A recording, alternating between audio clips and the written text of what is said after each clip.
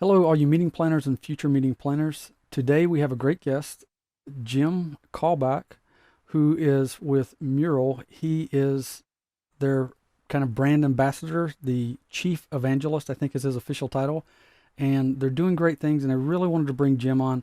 It may not be intuitive for meeting planners in the digital space, but what Mural has done for collaboration and remote collaboration, I think is imperative for planners to think about in their events. So with that, Jim, thank you so much for joining us. Yeah. Thanks, Joe. Thanks for having me. And yeah, thanks everyone for listening in. Yeah, so Jim, could you maybe start by explaining a little bit about what Mural is? I know it gets called a whiteboard. Yeah. I use it. It's so much more than a whiteboard. Right. Yeah. Well, I mean, we use a lot of metaphors, right, to explain what actually is. And the whiteboard is a key metaphor. Of course, mural itself is a metaphor, which is kind of a wall with lots of different scenes or paintings. You can think about it like a board or a canvas. We call them canvases as well, too. One analogy that helps people understand what mural is something like Google Maps. If you know Google Maps, you can access it right through your browser, and you zoom and pan. You go in and out, and you move left and right. And that's how Mural as a tool behaves, but it's blank. So imagine like Google Maps, but it's blank, and you can create the map.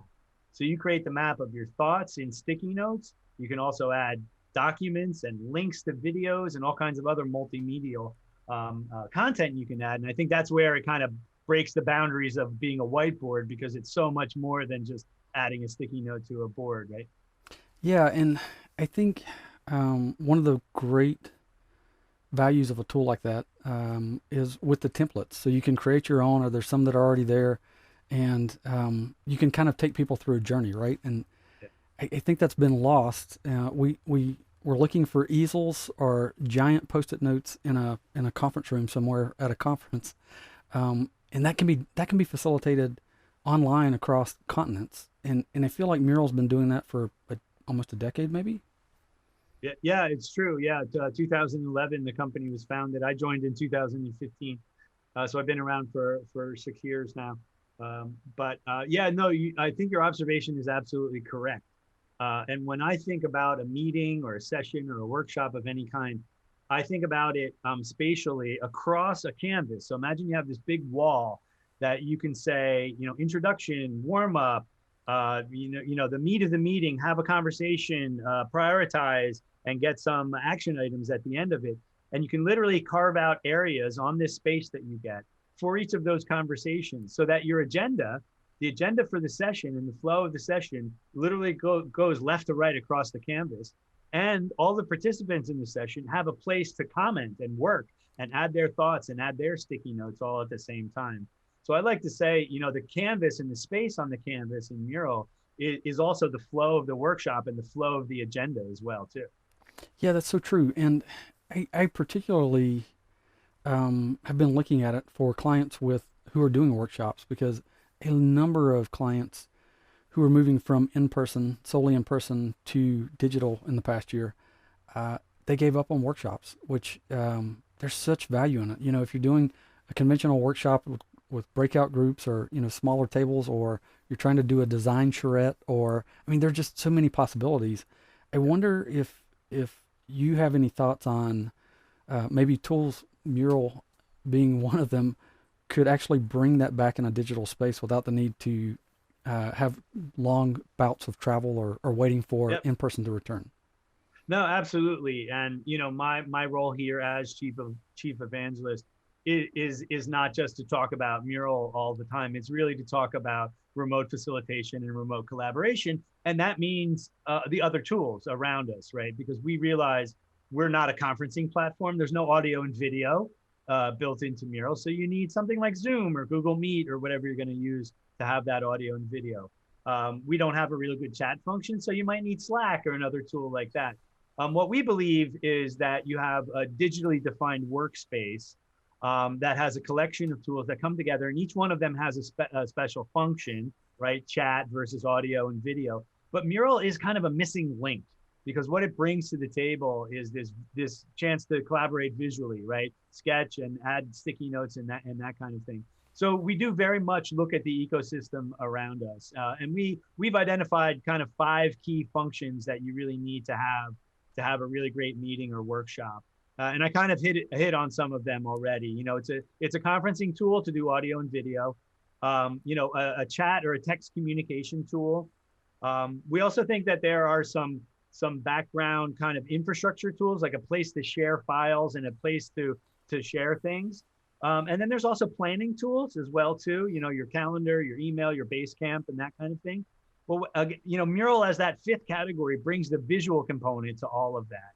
And if you think about, you know, those 5 different types of needs and functions that you have within a collaboration session, and you can construct a meeting, a remote meeting, online meeting in a way that really makes effective use of all of those, you can have amazing online workshops, and you can do 2, 3-hour, 4-hour sessions. I've even done day-long sessions remotely and keeping people engaged. Wow, that's amazing. I'm sure that uses a lot of GIFs or GIFs, however you choose to pronounce it, which is a feature I love. You know, I would say the other thing that I think about when I think about digital events versus in person is really dynamic in that it's time specific and you all have an urge to be there.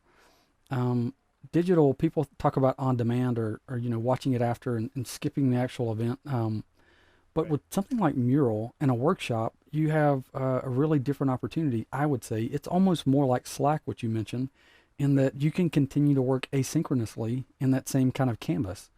Do you see that often, or do you see that as a potential upsell? Yeah, no, we do think about asynchronous work, and I think your observation is absolutely correct that when you're thinking about online and digital and remote collaboration, async becomes way much more relevant. And we actually encourage people to think about how can you offload some of your collaboration to async, because attention spans do tend to be shorter online. Even though, you know, I mentioned some longer time spans, that's more of the extreme. Typically, you want to schedule things in the 2, 3 hour chunk, you know, 4 at the most.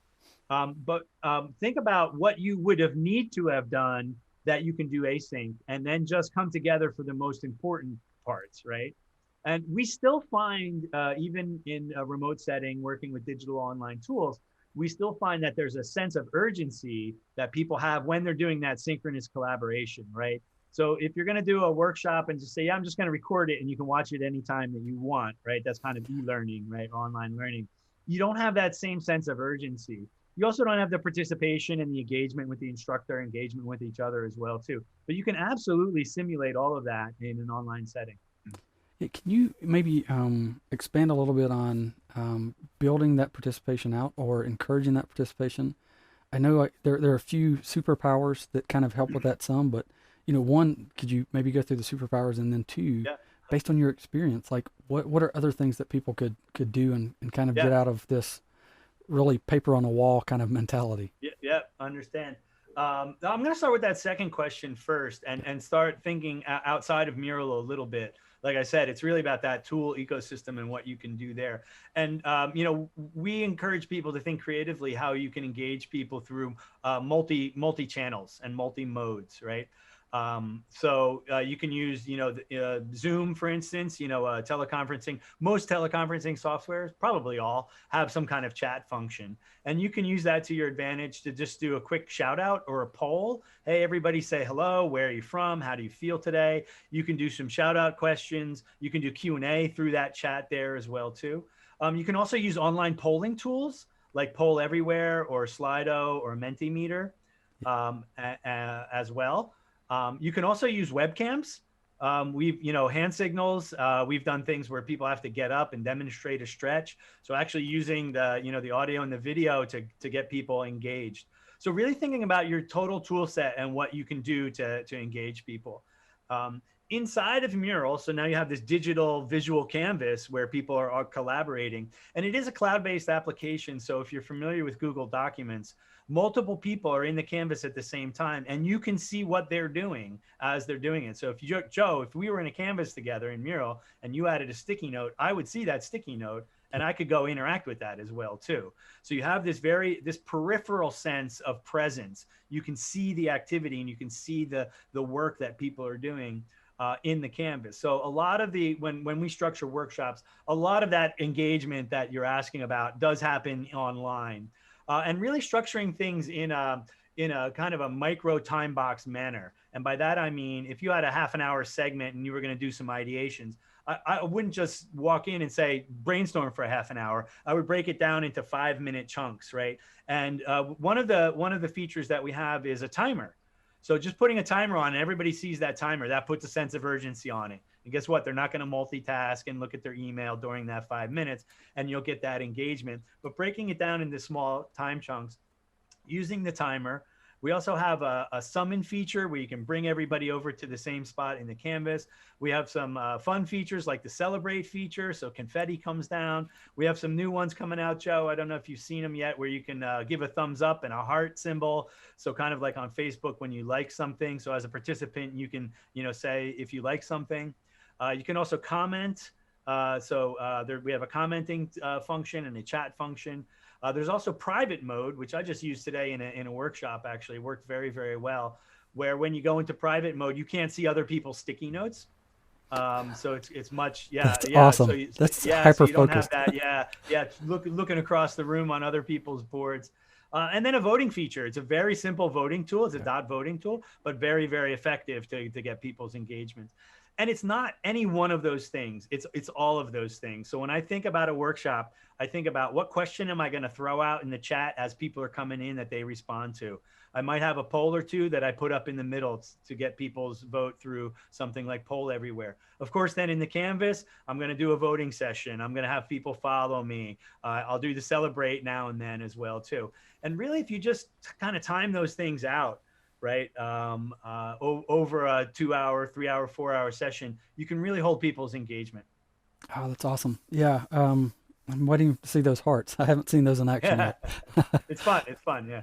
Yeah. So, there are sticky notes, there are titles, there are, some other interactive bits. There are shapes. You can make arrows to guide people to where you want them to go if you don't summon them. What are kind of some of the creative ways that you've seen the tool used for remote collaboration? Right.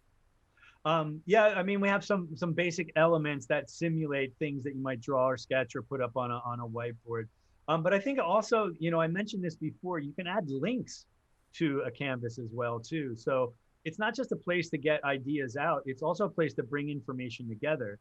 And I can't not, since I've been at Mural now for the past 6 years, I can't tell you how many times I've been in a meeting and somebody makes a reference to something that typically would have been in a follow-up email, right? Oh, I'll get the link and send it to you in a follow-up email, or I'll send it to you over in Slack. When you're working in Mural, you can get the link and put it right there, and everybody has access, or a document even right there as well too. So Mural becomes a great way to bring things together as well too, right? But one of the features that I think is really powerful and maybe not so obvious is our icon library.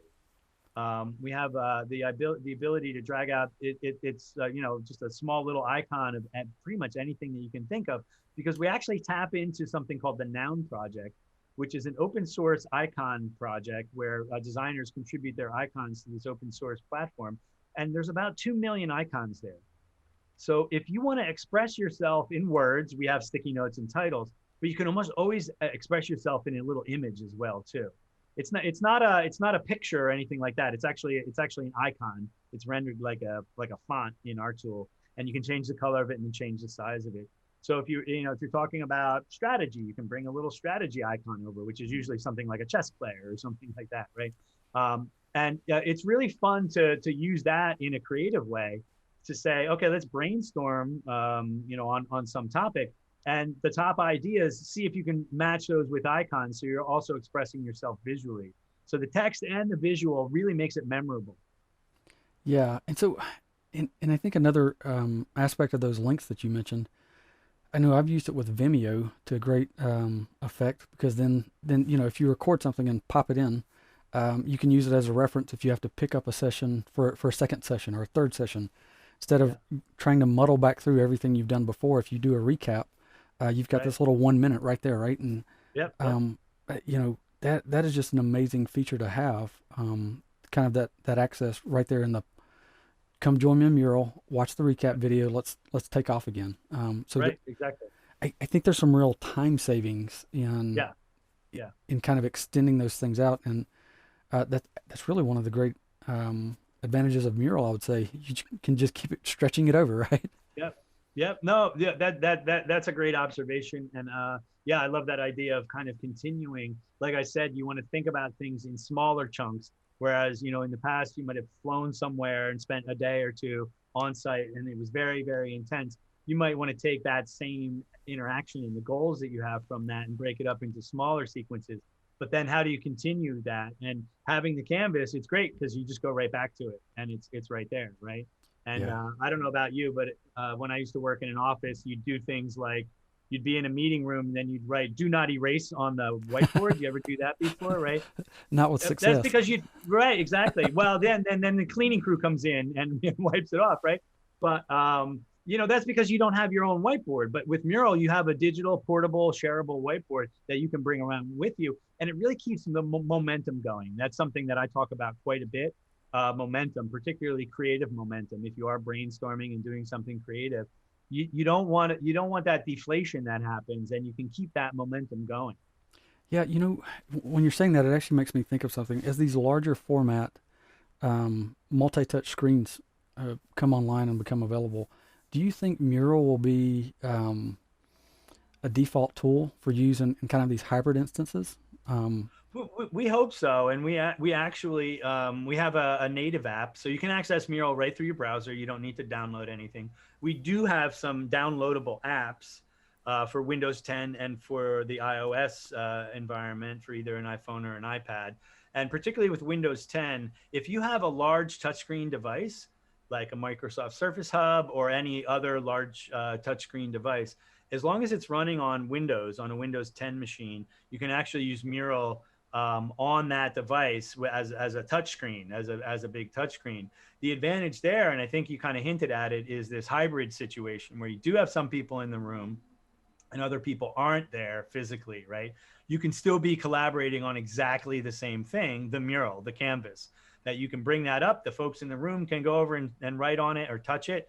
And then if you're sitting at home in your computer, you can also access that exact same document, quote unquote. yeah, I mean, I think that's just a phenomenal advancement Yeah. if it's used correctly. You could do multi-hub kind of events or workshops or that combination of in person or at home or yeah. Man, the future looks so bright. Yeah, and we've been obviously watching the pandemic very closely. Of course, we believe we have a solution that has helped people in this forced work from home world. But at the same time, our business has done really well because of it. There's no secret there, and as you can imagine, and our company has over tripled in the size of employees, and our customer base has grown, and that kind of thing as well too. But we are watching the pandemic very closely, and one of the trends, one of the predictions that we have, is that the office of the future, post vaccine, at least in the near term, in the next couple of years, as we start going back to the offices, right? So imagine the day that the levels are lower of the virus spreading and the vaccine is widespread. People will start going back to the office, but I don't think those offices are going to look the same, and they're not going to be the same. And we still believe there's going to be a large work from home component. And Yeah. we see it all the time. There was just a news article. Salesforce has said, yeah, they're going to allow work from home as a matter of course for their business, right? So what we're envisioning is a hybrid work situation. And by that, we mean half of the people on a team are going to be in an office, and they might be in a room around a big touchscreen, but there's going to be a large contingency of people that will still be remote or working from home. So this hybrid work situation is something that we're really looking to understand. And I think, large touch screen devices have the exact advantage that I was talking about, is that you're not taking pictures of a whiteboard, physical whiteboard, and transcribing or sending the guys who weren't in the room the photo of the whiteboard, because they couldn't see it, that kind of thing. I think even though you'll be in the office, or half of the team will be in the office, you're still going to want to work digitally so that you can bring in all of your colleagues. Yeah. Well, and the time savings from not having to recapture or Oh codify yeah. that in some other way is just Oh immense. yeah. Oh Yeah. yeah. Um, yeah, I'm an iOS user, and I cannot wait for one function to make it to my iPad. I love in the tool when you're on, a desktop or whatever. as the facilitator, you can hide sections that you're not ready for people to see, which for Hmm. me is like, it reminds me of my mom as a teacher. I'm going to make all my lesson plans and I'm not going to Yeah. tell the kids until it's time, right? Yeah. And so it kind of mirrors that kind of mentality for me. And it's the one thing that I can't do on the iPad yet, but you know, that that really does help you with flow and that kind of pacing that you're talking about Right. to be able to say, focus here. There's nothing else you can see yet. Yeah. And so I love it. Or do you think there are other aspects or other things that are currently there that people can use to kind of focus Yeah. attention in one area, or are there other things on the horizon maybe? Yeah, there are some other things on the horizon. I mentioned two very quickly earlier, but I'll elaborate a little bit more. Mural is this large space, like Google Maps. Like I said, it's a large canvas, and you can navigate around it freely and independent of anybody else in that canvas. So I could be looking in the upper left, Joe, and you're in the lower right.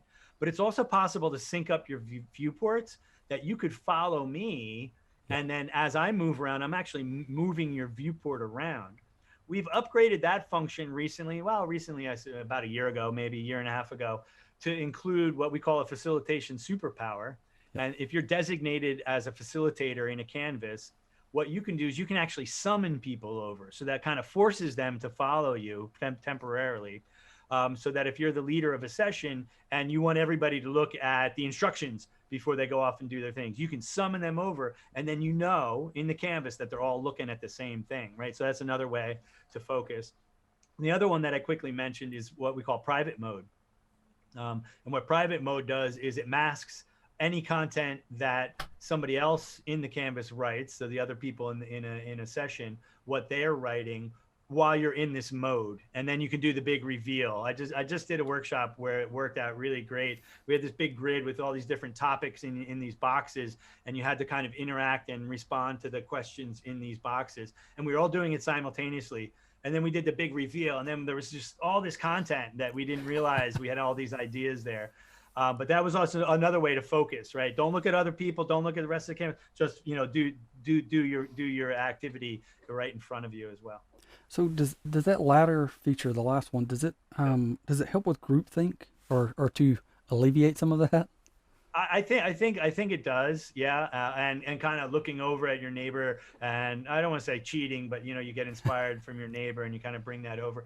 It was interesting in the session that I just did. And when I say just did, I mean it was like a couple hours ago, Joe. We had this big session that it was actually interesting because people said they felt, because it was so hidden and anonymous, that they actually felt more pressure to contribute, which was an interesting phenomenon. Yeah, I Interesting. hadn't heard that before, but and then we kind of talked about it for a moment as a group, and you're like, yeah, actually in this private mode, because you're used to seeing other people. If you're in a room, you can kind of see this activity, but you didn't get that. You just got, okay, are you adding sticky notes? That's what we were doing at the time, and that was your focus. So it actually increased the tension and the motivation for you to contribute, because you didn't want to like be outdone by the other groups, but you didn't know how fast or how much they were contributing either. So there was this pressure that it put on people, and I don't know if that's good or yet. I'll come back on the show, Joe, and tell you whether that's a good thing or not yet. Yeah, I mean that's really interesting. I guess there's no meter stick to judge against.